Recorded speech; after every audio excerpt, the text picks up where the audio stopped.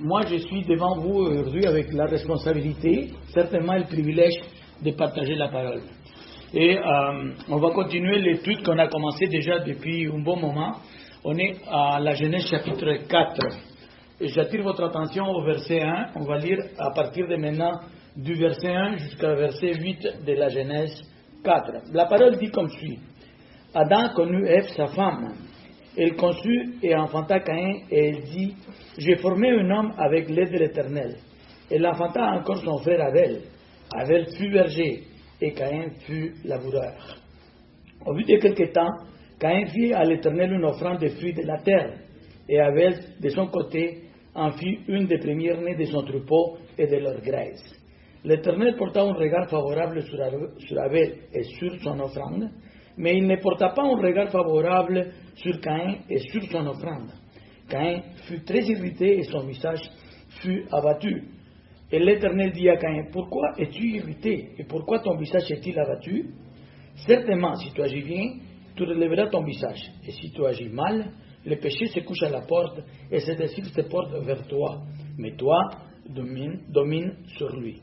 Cependant, Caïn adressa la parole à son frère Abel. Mais comme ils étaient dans les champs, Caïn se jeta sur son frère Abel et le tua. Ça, c'est la portion biblique dont on va passer un bon moment. Juste pour donner certaines informations qui vont nous aider à comprendre mieux l'histoire, il faut faire une petite introduction. Cette histoire-là, on voit clairement et facilement 5 personnages, dont Caïn et Abel, Adam et Ève, et l'Éternel. Les 2 personnages principaux dans l'histoire, c'est Caïn et Abel. Caïn, son nom, ça veut dire obtenu, acquis. Ça, c'est dans le sens religieux. Parce que vous pouvez aussi faire la recherche et vous allez trouver que ça veut dire aussi artisan, travailleur du métal. Mais pour le but de l'enseignement, religieusement, Caïn, ça veut dire obtenu, acquis, racheté.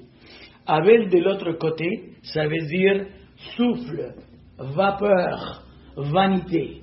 C'est ce que ça veut dire le nom Abel.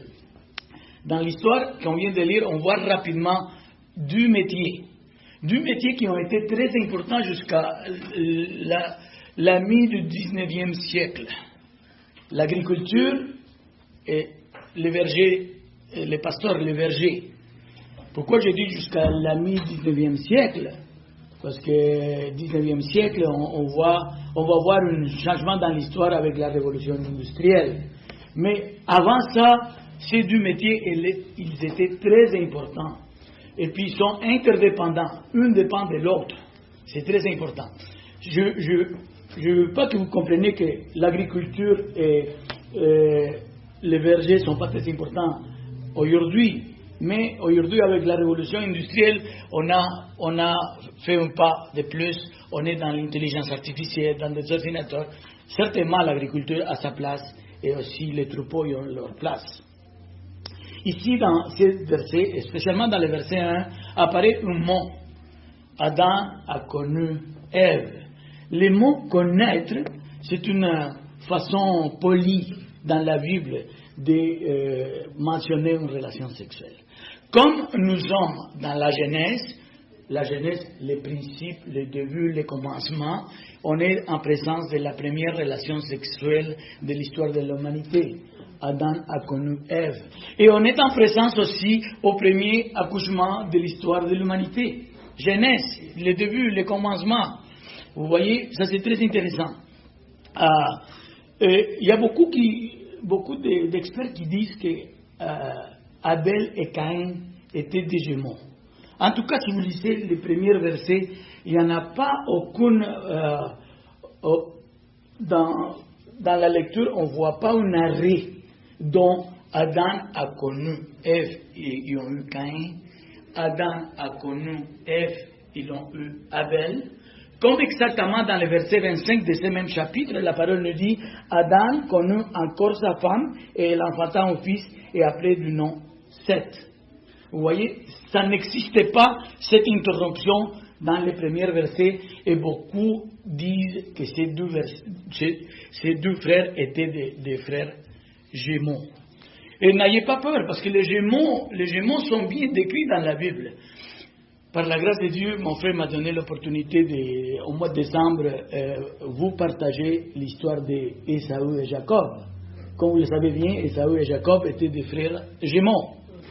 C'est un exemple déjà. Oui, mon frère.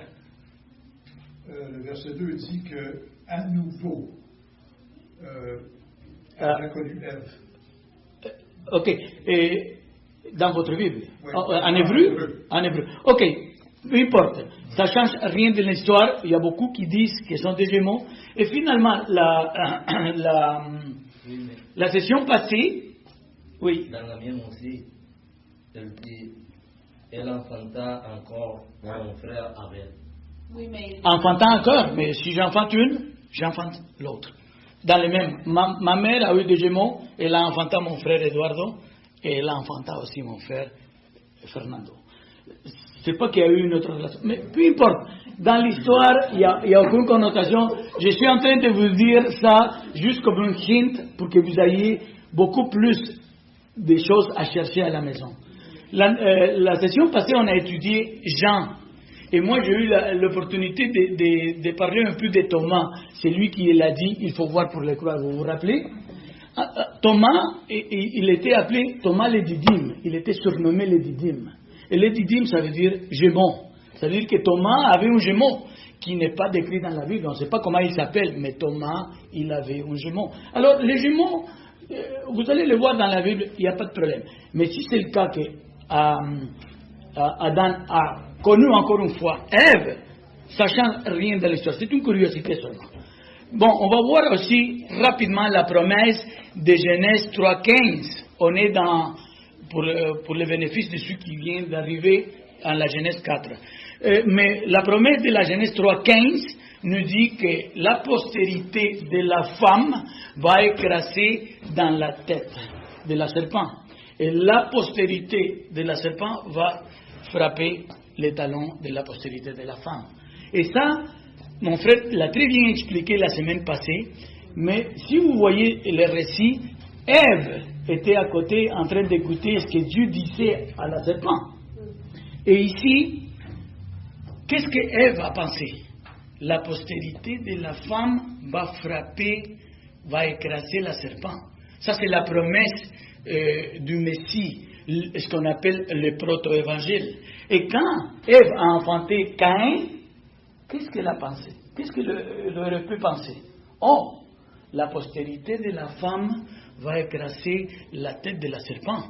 Maintenant, j'ai un enfant que je l'ai fait avec l'aide de l'Éternel. Ça, c'est ma postérité, c'est un homme. Alors lui, c'est le Messie. C'est celui qui va écraser la tête de la serpent. C'est ce qu'elle aurait pu croire facilement. Mais ce qu'elle ne savait pas, que dans ses bras, elle était en train de prendre un assassin, un fratricide. C'est ce que l'histoire nous dit. Alors, l'incontournable de l'histoire. L'incontournable de l'histoire du chapitre 4, c'est l'offrande et le fournisseur de l'offrande.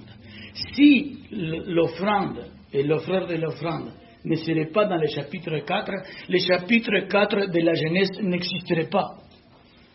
Tout se déroule autour de l'offrande et de l'offreur de l'offrande. Sinon, ça nous raconterait une autre histoire, le chapitre 4. Alors ça, c'est l'incontournable de l'histoire. Je veux relire versets 3, 4 et 5, parce qu'on va rentrer dans l'étude maintenant. Au bout de quelque temps, Caïn fit à l'Éternel une offrande de fruits de la terre, et Abel de son côté en fit une des premiers-nés de son troupeau et de leur graisse. L'Éternel porta un regard favorable sur Abel et sur son offrande, mais il ne porta pas un regard favorable sur Caïn et son offrande. Caïn fut très irrité et son visage fut abattu. Ok, les deux frères portent des offrandes. Celui qui prend l'initiative, c'est Caïn, étant peut-être le premier-né, le frère aîné, le responsable. C'est lui qui prend l'initiative et il amène une offrande au Seigneur. Suivi par Abel qui aussi il porte une offrande. Mais la parole nous dit que Dieu porte un regard favorable sur l'offrande d'Abel et sur Abel, au lieu de porter un regard favorable sur Caïn et son offrande. Et c'est à partir d'ici qu'on va construire l'étude qu'on va faire aujourd'hui. Et 2 questions vont guider notre étude. Parce qu'on va se poser des questions, et en essayant de répondre des questions, on va éclairer certaines choses. La première question qu'on va se poser, c'est pourquoi Dieu porte un regard favorable à Abel et son offrande, et pourquoi pas à Caïn et son offrande. La deuxième question qu'on va se poser, c'est qu'est-ce que ça veut dire que Dieu ait porté un regard favorable sur Abel et son offrande, et non pas sur Caïn et son offrande. Ces 2 questions guideront notre étude. Alors, pourquoi Abel et pas Caïn? Quand Dieu regarde ça, il va donner sa réponse, va donner sa faveur. Il voit 2 aspects. Il voit premièrement l'offreur ou le fournisseur de l'offrande. Avant de donner une décision, il voit l'offreur, le fournisseur. Et de l'autre côté, un deuxième aspect, il regarde l'offrande en tant que telle. Et c'est ce qu'on va décortiquer les versets pour aller en ordre. On va en premier parler des fournisseurs de l'offrande, l'offreur, ok? Et on va commencer par Abel. Et on va essayer de répondre à la question pourquoi Abel. Et pour ça, il va falloir prendre avantage de la révélation progressive dans la Bible. Soyez certains, la Bible est déjà fermée. Ça, c'est la volonté de Dieu. Le canon est là. Apocalypse dit, si quelqu'un ajoute quelque chose à ces prophéties, il va avoir des malédictions. La Bible est déjà fermée, mais on doit utiliser la révélation progressive. C'est quoi la révélation progressive dans des mots très simples? Parce que j'ai trouvé des définitions très profondes.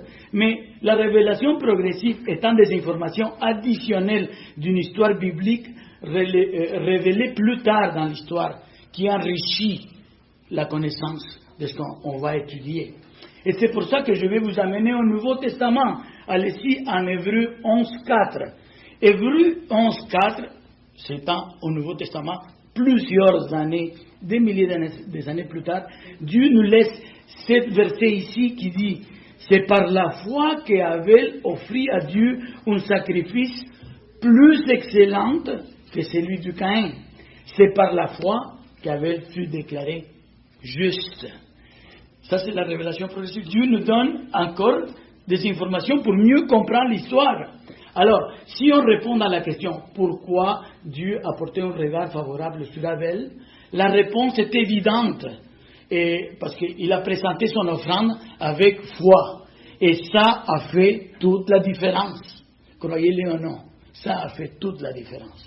Abel fait une offrande non seulement plus excellente, comme on dit ici dans le verset d'Hébreux chapitre 11, verset 4, mais l'offrande était aussi généreuse.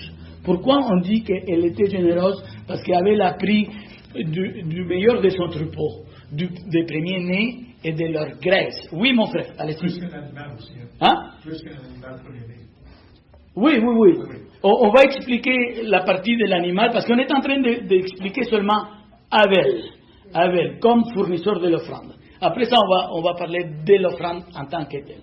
Alors, il a présenté une offrande généreuse parce qu'il a présenté du premier-né de leur troupeau et de leur graisse. Il a choisi celui qui était le plus gros pour les présenter. Alors, on ajoute la générosité. Si on lit quelques versets plus loin d'Hébreux 11, on s'en va au verset 6. Hébreux 11, verset 6, dit comme suit. 100 fois, et on le connaît très bien ce verset, 100 fois, il est impossible d'être agréable à Dieu, n'est-ce pas? Si on n'a pas la foi, on ne peut pas être agréable à Dieu. Alors, nous concluons que l'offrande d'Abel était une offrande qui était faite avec la foi, et cette deux fois a découlé qui était plus excellent que celui d'Abel, elle était généreuse, et selon le verset qu'on vient de lire, elle était agréable à Dieu. Ok? Ça, c'est l'offrande d'Abel. C'est pour ça que Dieu a porté un regard favorable à Abel. Caïn étant l'antithèse d'Abel, si nous faisons une conclusion seulement, et on prend les informations qu'on vient de vous donner, Abel, à ce moment-là, nous pouvons les déduire facilement Caïn a apporté une offrande 100 fois, pas tout à fait excellente aux yeux de Dieu, et sans générosité. L'offrande de Caïn était un peu avare. Mais je ne veux pas qu'on reste dans les domaines de la déduction. Je veux qu'on aille voir encore une fois la révélation progressive. Qu'est-ce que la parole plus tard nous dit au sujet de Caïn? Parce que maintenant on a passé d'Abel à Caïn. Je vous amène votre attention au livre de Jude, verset 11. Jude n'a pas de chapitre. Jude, il y a un seul chapitre. Je peux vous dire, allez-y voir Jude chapitre 1, verset 11. Ok? Si vous voulez le comprendre comme ça. La parole nous dit, malheur a eu, car ils ont suivi la voie de Caïn. Ils se sont jetés pour les salaires dans l'égarement de Balaam et ils se sont perdus par la révolte de Corée. On ne parle de Caïn, certainement. Jude met en garde, si vous lisez Jude, ça prend 5-10 minutes, vous le lirez aujourd'hui à la maison, c'est très petit, mais Jude met en garde les chrétiens de l'époque. Il les appelle au verset 1, ceux qui ont été appelés.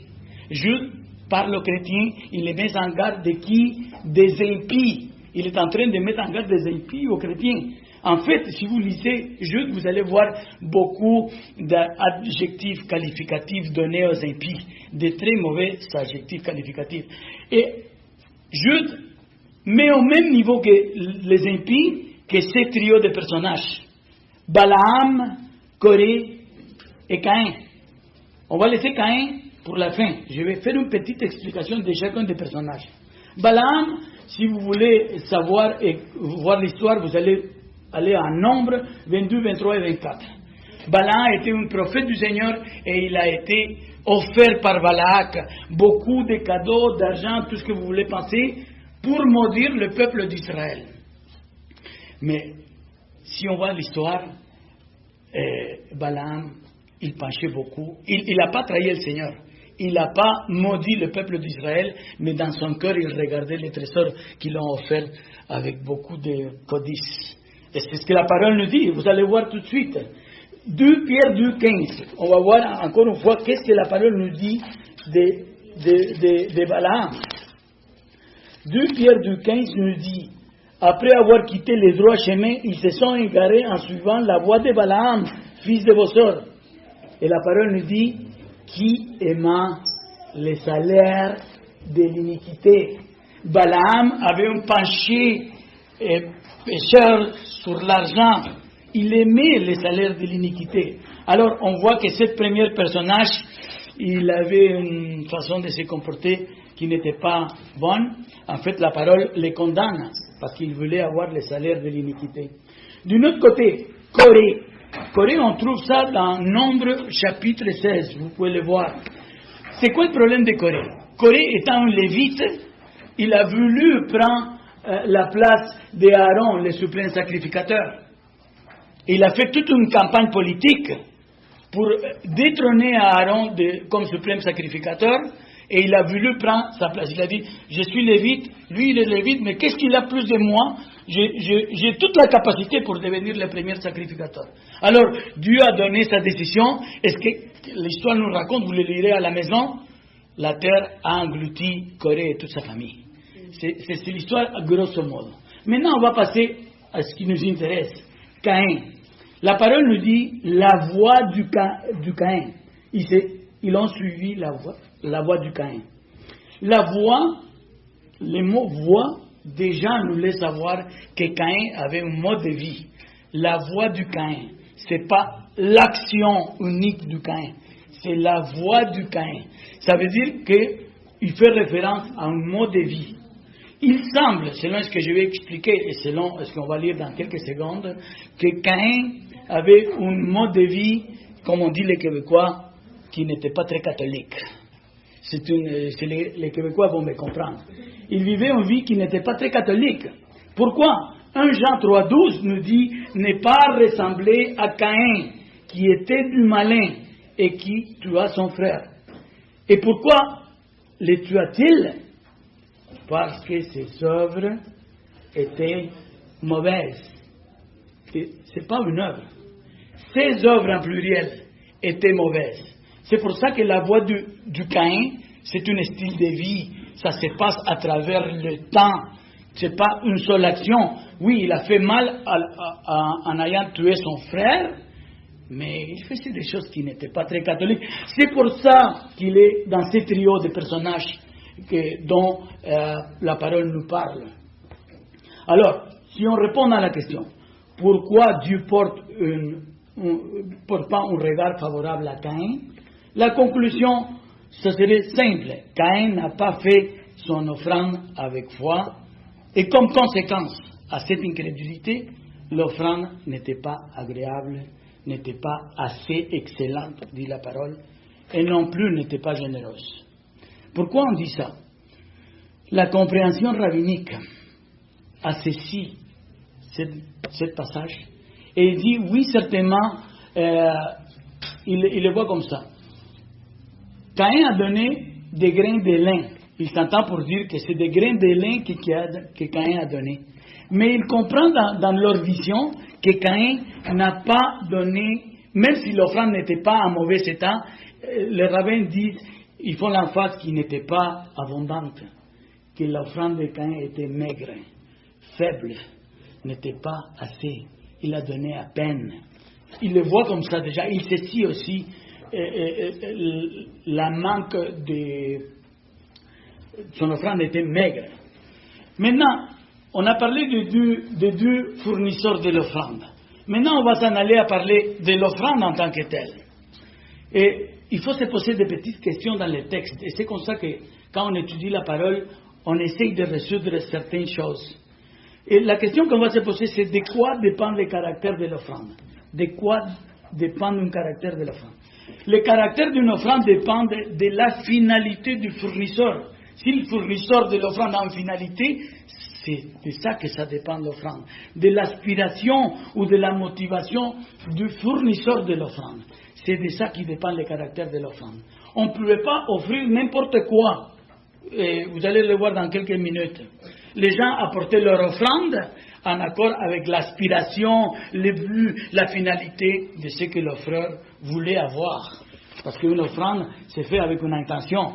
On n'offre pas le Seigneur parce qu'on s'est réveillé ce matin, on va offrir le Seigneur. On a une intention. Dans les livres de Lévitique, vous allez avoir un couple de chapitres dont ils vont parler de la régulation des offrandes. On ne peut pas aller dans le passé, parce qu'on est dans la Genèse. On ne peut pas aller au passé de la Genèse. On n'a pas des informations. La Genèse étant le commencement. Pour comprendre des offrandes, on doit aller vers le futur prochain. Et on va voir le peuple d'Israël. Lévitique est plus loin dans Genèse chapitre 4. Mais vous allez trouver des chapitres de régulation des offrandes. Il y avait plusieurs sortes d'offrandes. L'Holocauste, l'offrande de paix, l'offrande pour les péchés, l'offrande pour la culpabilité. Et si vous voulez aller à la maison lire Lévitique, vous allez trouver toutes sortes d'offrandes et toutes les quantités d'offrandes qu'il y avait. Si on voulait le pardon, par exemple, on devait faire on devait remplir certaines conditions. Mais si on voulait offrir une action de grâce, exactement la motivation et les conditions allaient être un peu différentes. Ok? Alors, je répète, je veux que ça soit clair. Le but, l'aspiration, la finalité déterminent le caractère de l'offrande. Alors, dans les cas spécifiques de Caïn et d'Abel, j'ai vu qu'on se concentre dans ces deux personnages et dans les moments dont on vient de lire. Qu'est-ce qu'ils voulaient? Qu'est-ce qu'ils voulaient ces deux personnages quand ils ont présenté leur offrande? Certainement, on est dans un passage très primitif dans l'histoire de l'humanité. On ne sait pas finalement exactement qu'est-ce qu'ils cherchaient, c'était quoi leur intention pour amener une offrande. Mais une chose est certaine, ils cherchaient la faveur de Dieu. Ils cherchaient le regard du Seigneur en présentant l'offrande. Si je ne cherche pas le regard du Seigneur quand je présente mon offrande, à qui je présente mon offrande? Ils cherchaient, on est certain qu'ils cherchaient la faveur de Dieu. MacArthur les voit comme un acte appris ou enseigné par Adam à ses enfants. Genèse 3:21. Quand Dieu a dû sacrifier des animaux pour couvrir la honte d'Adam et Ève, il les a donnés de la fourrure, n'est-ce pas? Il les a couverts. Alors, MacArthur dit, oh, ça c'est, Adam a enseigné à ses enfants amener une offrande, parce qu'il les a enseignés qu'ils ont eu honte et tout ça. C'est comme ça que MacArthur les voit. Aux yeux de Dieu, Abel a présenté son offrande avec une attitude correcte. Contrairement à Caïn, il a présenté une offrande avec une attitude incorrecte. Selon les Écritures, on doit s'en aller vers l'avant parce qu'on n'a pas des informations passées la Genèse. On doit s'en aller vers l'avant. Et on va découvrir dans la Bible que les offrandes étaient toujours, les sacrifices étaient toujours d'origine animale. C'est pour ça que MacArthur utilise cette image-là. Et les prérequis pour une offrande, on les trouve facilement en Hébreux 9:22, dans la Torah aussi. Hébreux 9:22 dit « Et presque tout, d'après la loi, est purifié avec le sang, et sans effusion de sang, il n'y a pas de pardon. » C'était la condition ultime, unique. Ça doit être un animal et ça doit avoir effusion du sang. Et ça c'est la merveille, mes frères. Christ a versé son sang pour nous, pour qu'on puisse être lavé et purifié de nos iniquités. Et ça, c'est la doctrine de la substitution. Je ne suis pas là pour parler de ces belles doctrines, mais c'est ce que Christ a fait pour nous. Il a fait effusion de sang. Il s'est sacrifié pour nous. Alors, qui était mieux placé pour avoir la faveur de Dieu? Certainement Abel. C'est pour ça que Dieu a porté un regard favorable à Abel et son offrande. En conclusion, dans ces parties, il est très important que les fournisseurs de l'offrande aient l'attitude adéquate et que l'offrande soit exactement comme Dieu le demande. C'est comme ça qu'on devait faire. Maintenant, on va se faire une autre petite question. On a vu l'offreur, on a vu l'offrande. Mais la question que je vais poser, c'est quoi les signes qui a laissé savoir à Abel et à Caïn que Dieu avait porté un regard favorable? C'est quoi la façon dont Dieu a laissé savoir à Caïn et à Abel, oui, j'ai choisi ton offrande et je te choisis toi au lieu de l'autre? Il faut utiliser l'imagination parce qu'on n'a pas beaucoup d'informations.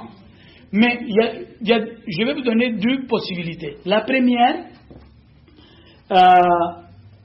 option, comment Dieu a laissé savoir sa volonté et a choisi Abel au lieu de Caïn, c'est d'avoir un événement surnaturel. Vous vous rappelez d'Élie et les 450 prophètes? Dieu, d'une façon surnaturelle, a laissé savoir à ce groupe de personnes sa volonté. Comment il a fait ça? Il a envoyé du feu du ciel, il a brûlé l'offrande d'Élie. Et l'offrande d'Élie était mouillée, était presque rentrée dans une piscine. Et il a brûlé l'offrande d'Élie. Et c'est la façon dont Dieu a utilisé d'une façon surnaturelle pour qu'il ait cette information. Ok? Et Dieu a brûlé l'offrande. Ça, c'est une façon. De la même façon, Dieu aurait pu brûler peut-être l'offrande d'Abel. Et l'offrande d'Abel était brûlée, et c'est la façon dont Dieu a décidé de donner sa volonté et pencher d'un côté ou de l'autre. Et si Dieu répond comme ça, d'une façon surnaturelle de ce type, écoutez, la discussion est finie. Une réponse de cette nature, la discussion était finie avec Élie et les 450 prophètes de Baal. Parce que Dieu a répondu d'une façon nette et précise. Il a dit, c'est fini la discussion. Si j'ai un problème avec Jérémie, disons, on ne se met pas d'accord, on est en train de se chicaner pour un verset de la Bible. Et à ce moment-là, Jésus-Christ rentre par la porte. Et il me dit, Roy, Jérémie a raison.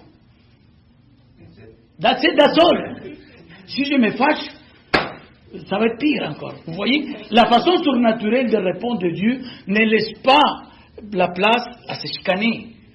Il a répondu d'une façon extraordinaire. Mais moi, je veux vous amener à une autre sorte des réponses de l'Éternel. L'Éternel aussi répond d'une façon naturelle. Je ne sais pas vous autres, mais je vois dans ma vie que Dieu répond beaucoup de fois à certaines choses que j'ai vues d'une façon très naturelle. Et je le vois avec les actions. Moi, j'ai vu qu'on aille voir... Nous allons explorer la voie naturelle qui peut-être donnera beaucoup plus de sens à la réaction de Caïn dans le verset 5. Caïn, dans le verset 5, la parole dit que Caïn était très irrité. Il était vraiment fâché. Il était dans tous ses états. Et par la suite, il s'est déprimé. Son visage est tombé. Cette réaction s'explique un peu mal en sachant que Dieu a envoyé un feu sur l'offrande d'Abel. Peut-être l'explication de la voie naturelle de Dieu va nous faire comprendre mieux cette réaction très enflammée de Caïn. La voie naturelle. Je vais vous mettre quelques exemples de la voie naturelle. Genèse 29, 31 et 32. La parole nous dit que Jacob avait 2 femmes, Rachel et Léa. Mais la parole nous dit que Jacob n'aimait pas Léa, parce qu'il a dû se marier par la force avec Léa. Il aimait Rachel. Et Léa, elle était vraiment triste. Et le verset 32 de Genèse 29 nous dit, Léa devint enceinte et enfanta un fils à qui elle donna le nom de Reuben, car elle dit, l'Éternel a vu mon humiliation. Comment Léa comprend cette situation? Léa interprète la naissance de son fils comme le regard favorable de Dieu sur elle, à cause de son humiliation. Un acte naturel, l'accouchement, un acte naturel, interprété comme l'anthropomorphisme du regard de Dieu. C'est comme ça que Léa a compris d'une façon naturelle que Dieu a porté un regard favorable sur elle et non sur Rachel à ce moment-là. Exode 2, 25, un deuxième exemple. Dieu entendit leur gémissement et se souvint de son alliance avec Abraham, Isaac et Jacob. Dieu regarda les enfants d'Israël et il a eu compassion du peuple d'Israël. Comment le peuple a su que Dieu a porté un regard favorable sur tout le peuple? Si vous lisez l'histoire, à ce moment-là, Dieu parle avec Moïse, il envoie les libérateurs du peuple d'Israël de retour en Égypte. Et Moïse commence à libérer le peuple. Et de cette façon, le peuple comprend, oh, Dieu a porté un regard favorable à nous. Il nous a vus. C'est de cette façon qu'il interprète aussi. Alors, Dieu utilise une façon naturelle pour nous communiquer plusieurs choses. Et ces voix ici, ça se dit comme ça. Quelque chose se passe sur le plan naturel qui est sous le contrôle de Dieu absolument et qui s'interprète comme le regard de Dieu. Ça, c'est la façon naturelle au lieu de la façon surnaturelle. Les deux sont possibles dans l'histoire. Mais l'histoire ne nous raconte pas, mais il faut les explorer. Alors, la question numéro 2 s'impose à ce moment-là. En quoi se traduit que Dieu porte un regard favorable sur Abel et sur son offrande et non sur Caïn et sur son offrande? C'est pour ça que je vais vous amener à Deutéronome chapitre 28, s'il vous plaît. Parce qu'on est en train de voir pourquoi Caïn il s'est fâché tellement. Si Dieu a donné d'une façon surnaturelle la réponse, pourquoi Caïn il se fâche, il est très irrité. Deutéronome 28 nous parle de bénédictions et malédictions sur le peuple d'Israël. Et tout ça par l'entremise de l'obéissance et aussi de la désobéissance. Si je lis le verset 1 de Deutéronome 28, la parole dit comme suit. Si tu obéis la voix de l'Éternel ton Dieu, en observant et en mettant en pratique tous ces commandements que je te prescris aujourd'hui, l'Éternel ton Dieu te donnera quoi? La supériorité sur toutes les nations de la terre. C'est ce que le verset 1 de Deutéronome 28 commence à nous dire rapidement. Je vais résumer le verset 1 plus petit pour qu'on puisse les comparer avec le verset 7 de la Genèse 4. La parole dit simplement comme si. Si tu obéis la voix de l'Éternel, l'Éternel te donnera la supériorité sur toutes les nations. Si on lit le verset 7 de Genèse chapitre 4, Dieu dit à Caïn, si tu agis bien, supériorité, si tu agis bien, tu relèveras ton visage. Certainement, les mots ne sont pas les mêmes, mais le concept est exactement le même. Si tu obéis la voix de l'Éternel, tu vas avoir la supériorité sur toutes les nations. Si tu agis bien, Caïn, tu vas relever ton visage. Le concept est le même. C'est comme si Dieu dit à Caïn, Caïn, si tu agis bien, tu vas être béni. Selon Deutéronome 28, je m'excuse. J'ai vu qu'on regarde certaines bénédictions seulement pour qu'on puisse rentrer dans le sujet et on puisse comprendre beaucoup plus pourquoi Caïn a réagi d'une telle façon. Il fut triste et irrité. Si on agissait bien, si on écoutait la voix de l'Éternel, il allait avoir beaucoup de... les champs, il allait être prospère selon les bénédictions, si vous les lisez. Les troupeaux allaient grandir en sur-mesure. La pluie qui allait tomber allait être la pluie exacte pour donner la vie aux champs. Il n'allait pas être une pluie en abondance pour détruire. On connaît les inondations aujourd'hui, la pluie peut tuer aussi. Mais quand la pluie est exacte, ça donne la vie. Il n'allait pas avoir la sécheresse. La pluie allait tomber d'une façon correcte. Le mariage allait être fertile. Vous voyez, si on écoutait la voix de Dieu, on allait avoir des familles très grandes. Et les enfants, c'était les signes dont Dieu nous bénissait.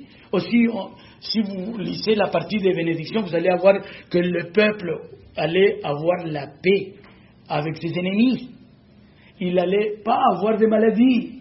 Tout ça si on obéissait la voix de l'Éternel. D'un autre côté, si on n'obéissait pas la voix de l'Éternel, si on faisait mal, on allait avoir des malédictions. Je vais y aller lire seulement quelques malédictions qui portent sur l'agriculture. Parce que Caïn, on est en train de voir pourquoi Caïn s'est fâché tellement. Et Caïn était un agriculteur. Et qu'est-ce que la parole nous dit? Chapitre 28 de Deutéronome 28, verset 23. Le ciel sur ta tête sera d'airain, et la terre sous toi sera de fer. L'Éternel enverra pour pluie à ton pays de la poussière et de la poudre. Il en descendra du ciel sur toi jusqu'à ce que tu sois détruit. Verset 33 nous dit, un peuple que tu n'auras point connu mangera les fruits de ton sol et tous les produits de ton travail, et tout sera tous les jours opprimé et écrasé. Finalement, une dernière malédiction sur la terre, c'était tu transporteras sur ton champ beaucoup de semences, et tu feras une faible récolte, car les sauterelles la dévoreront. Tu planteras des vignes et tu les cultiveras, et tu ne boiras pas du vin, et tu ne feras pas de récolte, car les vers les mangeront. Tu auras des oliviers dans toute l'étendue de ton pays, et tu ne te honneras pas de l'huile, car les olives tomberont. Mes frères, il est très probable que le fait que Dieu n'aille pas porté un regard favorable sur Caïn et son offrande se traduit en malédiction pour Caïn, spécialement dans l'agriculture. Au contraire, il est très probable qu'à cause de l'obéissance d'Abel, les troupeaux d'Abel allaient prospérer. C'est peut-être pour ça que Caïn a eu cette réaction. Rappelez-vous, on lit 8 versets en 5 minutes. Et on croit que toute ça, cette histoire s'est passée en 2, 3 jours, une semaine maximum. Mais, soyez... Moi, j'ai fait la recherche. Beaucoup disent que Caïn a tué Abel. Et si on dit qu'il était gémeaux, vous pouvez exclure ces parties-là. Abel est mort à l'âge de 100 ans, approx. 100 ans. Et Adam a eu 7. Adam a connu sa femme, ils ont eu 7 à l'âge de 130 ans. Et Adam a vécu 930 ans. Soyez pas naïfs. Cette histoire n'est pas arrivée en 5 minutes ni en une semaine. Caïn et Abel n'avaient pas 18 ans ni 19 ans. Ils étaient déjà des hommes mûrs. Là, rappelez-vous, la voix du Caïn. Il a eu le temps de se mal comporter dans sa vie. C'est pour ça qu'il dit, ne suivons pas la voix de Caïn. Alors, c'est ça qu'il faut regarder. Si on penche pour la réponse naturelle de Dieu, on devrait lire, je vais paraphraser ça, c'est ce que je vais lire, c'est pas la parole de Dieu, mais c'est la compréhension que je veux donner à ça. C'est pas de mon... Ça, je l'ai vu quelque part. Je ne vais pas l'inventer, mais c'est pas la parole de Dieu, mais si vous suivez l'enseignement que je suis en train de dire, ça devrait dire comme ça le verset 3 à 5. Au bout de quelque temps, Caïn fut à l'Éternel une offrande des fruits de la terre, dont l'a offert avec incrédulité et avarice. Et avec de son côté, fut une des premières-nées de son troupeau et de leur graisse, qu'il a fait avec foi et générosité. L'Éternel, portant un regard favorable sur Abel et sur son offrande, Abel était prospère, parmi ses brebis, il n'y en avait pas une seule stérile, et elles se multiplièrent grandement, et son troupeau ne diminua pas. Mais il porta pas un regard favorable sur Caïn et son offrande, et Dieu les frappa du vent d'Orient, avec une chenille. Les sauterelles dévorèrent ses nombreux jardins, et ses vignes, et ses figuiers, et ses oliviers. Et la ruine de Caïn fut grande. On devrait le comprendre un peu comme ça si vous acceptez ce que je suis en train de voir en Deutéronome, les bénédictions, les malédictions. Sans aucun doute, cette situation mettrait en colère à n'importe quelle personne. Peut-être même à vous. Vous serez en colère si vous voyez votre frère cadet prospérer superlativement et vous, à travers les années, planter votre champ, mettre les meilleures semences, travailler jour et nuit, voir une belle récolte, et toutes les vers les mangent. Les sauterelles viennent. Finalement, je m'efforce pendant les années pour avoir une belle récolte et je n'obtiens rien. Juste un peu, je plante mes olives. Je ne peux pas avoir l'huile des olives. Certainement, à travers les années, la première année, Caïn a dit c'est une malchance. La deuxième année, j'ai peut-être fait une erreur au moment de planter. La troisième année, je deviens très fâché. Et finalement, il fut très irrité. Ok. Je dois raccourcir mon enseignement. On s'en va directement au verset 7. Certainement, si tu agis bien, tu relèveras ton visage, et si tu agis mal, le péché se couche à la porte, et ses désirs se portent vers toi, mais toi domines sur lui. Verset 7, la première partie dit, si tu agis bien, tu relèveras ton visage. Mes frères et sœurs, voici la nature de notre Dieu. Nous avons un Dieu miséricordieux. Nous avons un Dieu qui est prêt à nous pardonner. Nous avons un Dieu qui il donne toujours une solution. Il ne reste pas indifférent. Il nous donne une solution. Dieu veut que Caïn corrige son mauvais coup. Caïn, si tu as fait bien, tu ne devrais pas te fâcher. Tu as encore le temps de corriger. C'est ce que Dieu dit à Caïn. Et c'est pour nous autres, pour vous. Si on est en train de faire mal, Dieu, à travers Esaïe, nous dit, alors Caïn, alors mes frères et sœurs, lave-toi, purifie-toi, ôte de devant mes yeux, dit l'Éternel, la méchanceté de vos actions. Cesse de faire le mal. Apprends à faire le bien. C'est ce que Dieu nous dit si on est en train de faire mal. Il nous donne toujours la chance de se reprendre. Certainement, Caïn avait un orgueil spirituel. Et on va voir ça dans l'histoire. Si tu agis mal, le péché se couche à la porte et ses désirs se portent vers toi, mais toi domines sur lui. Certainement, mes frères et sœurs, ça c'est un verset très difficile à expliquer. Si on passe à travers ça rapidement, on ne va pas se rendre compte. On va le prendre ça à la légère. Mais si on le lit attentivement, il y a un grand problème sur ce verset. Mais je vous amène ici deux interprétations de ces versets-là. Je vais les nommer les deux. Et vous ferez la conclusion. Ici, je vous pique la curiosité. Certainement, le but de la classe, c'est pas que moi je me mets à étudier pour vous, c'est que vous piquez la curiosité, vous allez à la maison feuilleter plus. Et ça va être pour votre bénéfice. Mais avant d'expliquer ça, il faut que je dise quelque chose qui doit rester très clair. Aucune de ces deux interprétations dont je vais donner maintenant change le fait que Dieu est miséricordieux et compatissant. Que Dieu nous donne toujours une chance de corriger et de faire ce qui est correct. ce que je vais parler à partir de maintenant, ça ne change pas la nature de Dieu. Peu importe sur quelle version vous penchez de l'explication, Dieu reste toujours miséricordieux et compatissant. Il nous donne toujours la chance. La première interprétation de ces versets du chapitre 7, il dit comme suit. Caïn, vous pouvez faire ce qui est juste, c'est-à-dire reconnaître votre péché, reconnaître votre orgueil spirituel, reconnaître votre misérable hypocrisie, puis obéir à ce que je vous ai dit et apporter un sacrifice approprié à moi. Ça, c'est la première partie du verset 7. Si vous ne faites pas bien, alors vous n'avez encore rien vu.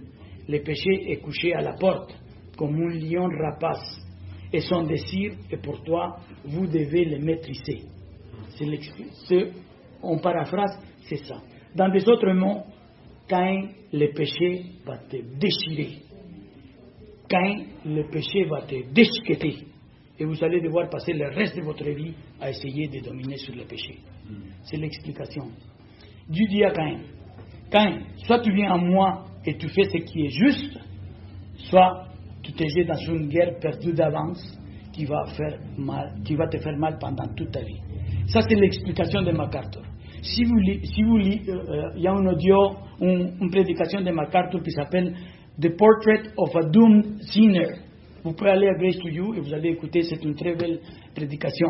Et c'est ça qu'il dit, que Caïn va devoir essayer de dominer le péché pendant toute sa vie s'il ne corrige pas. C'est comme ça que lui et plusieurs le voient. Genèse 3.16, qu'est-ce que la Genèse 3.16 dit? Tes désirs se porteront vers ton mari, mais il dominera sur toi. Ça, c'est la malédiction à la femme, vous vous rappelez? Et les mêmes mots de Genèse 3.16 se répètent dans la deuxième partie du verset 7 du chapitre 4 de Genèse. C'est exactement les mêmes mots. Et mes frères et sœurs, nous sommes devant le conflit du mariage. Ça, c'est le conflit du mariage. La femme va toujours avoir une sorte de désir prédateur envers l'homme, et lui, il va toujours se battre pour maîtriser les désirs de la femme. C'est ce qu'on appelle le conflit du mariage. Ce conflit est très commun dans des couples qui ne sont pas chrétiens. C'est très commun. Tu vois, la femme essaie de dominer son mari, et le mari est en train de lutter contre sa femme. Et aussi, c'est vraiment dans des couples, certains couples chrétiens qui n'ont pas été enseignés dans les principes bibliques de l'écriture. Ils ont ces conflits-là.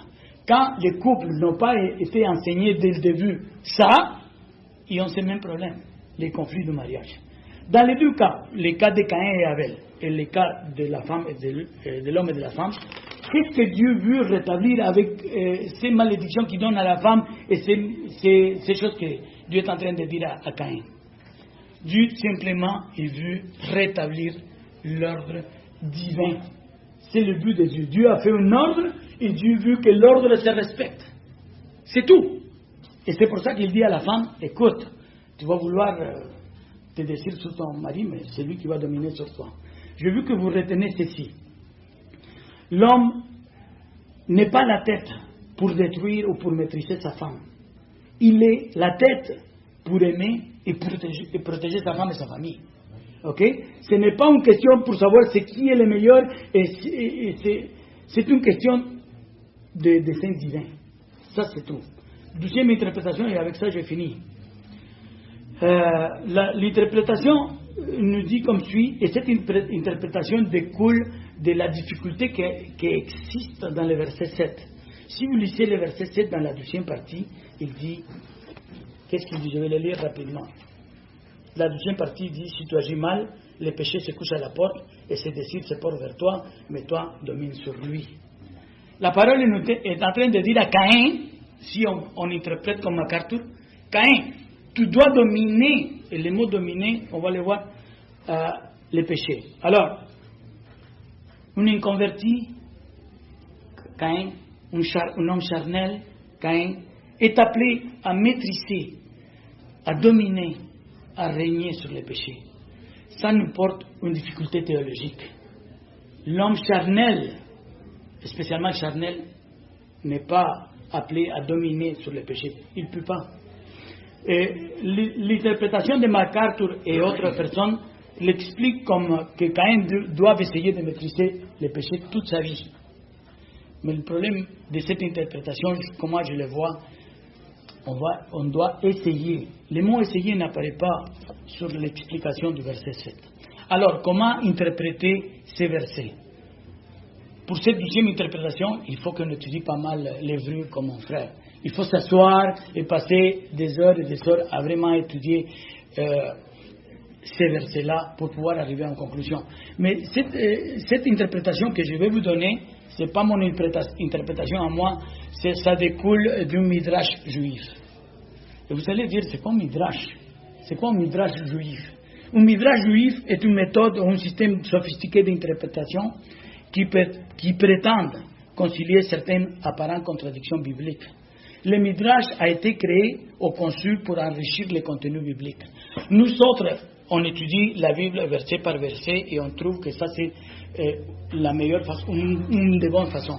Mais le midrash a été créé pour interpréter la Torah. Ça c'est où ça? Dans la Torah. C'est dans Bereshit, comment ça s'appelle en hébreu? La Genèse c'est Bereshit. C'est dans la Torah. Alors, les Juifs, ils ne voient pas verset par verset, ils voient le contexte. Et dans des apparentes contradictions, ils essayent d'interpréter ça en regardant les complets, les tout. Alors, on y va avec l'interprétation. La parole, le Midrash dit comme suit.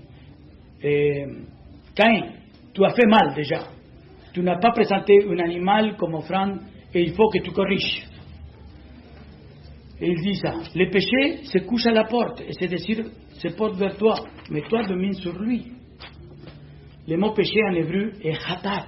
On a discuté ça avec mon frère la semaine passée. Et hatat, certainement, ça veut dire péché. Hatat et péché. Mais hatat, il y a des connotations aussi. Et une des connotations de hatat, c'est sacrifice expiatoire. Hatat aussi, ça veut dire sacrifice expiatoire, offrande expiatoire. Et dans la Bible, il existe plusieurs versets dont on utilise ces mêmes perspectives de hatat.